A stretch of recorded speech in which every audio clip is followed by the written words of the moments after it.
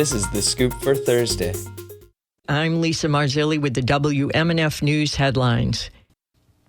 A round of strong thunderstorms moved into Pinellas County last night, bringing heavy rain, powerful wind gusts, and hail to the area.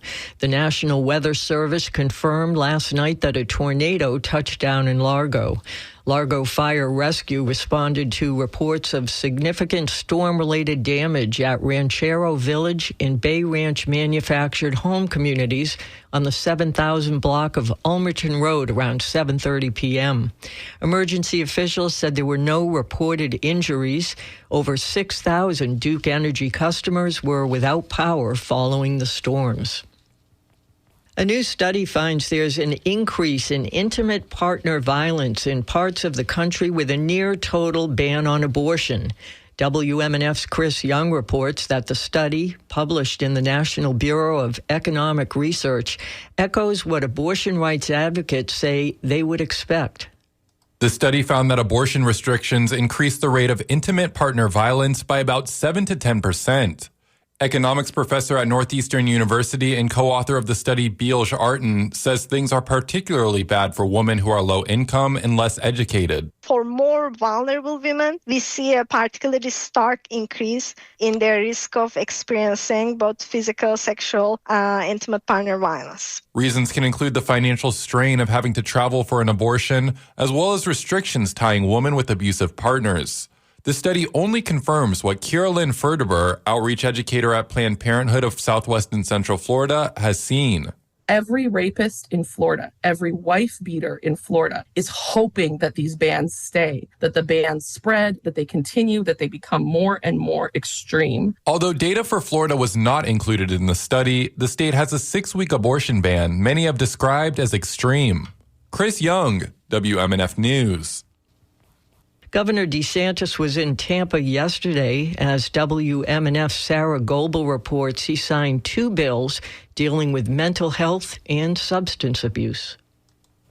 The Tristan Murphy Act was named after a young man with schizophrenia, paranoia, and delusions who did not receive needed mental health care while in the criminal justice system. He died by suicide in 2021. According to DeSantis, it could have been avoided. This is something that probably there would have been a good chance that would have been mitigated or that he wouldn't have even attempted that had there been some mental health intervention. And so under this bill, counties and municipalities are going to be able to establish misdemeanor mental health programs as well as pretrial felony programs so that if people are in the justice system and they have these particularly really significant mental health afflictions, that we don't think that somehow just putting them in jail is going to fix them. The governor also signed Senate Bill 1620. The bill enacts key recommendations from Florida's Commission on Mental Health and Substance Abuse.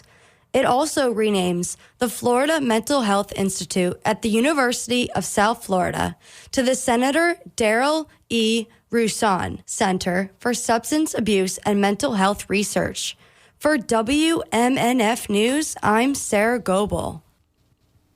The daughter of Gwen Henderson, the Tampa councilwoman who died earlier this month, is running for her mother's seat. Spectrum News reports that Ariel Amara Danley has filed to run for District 5, which includes downtown Tampa.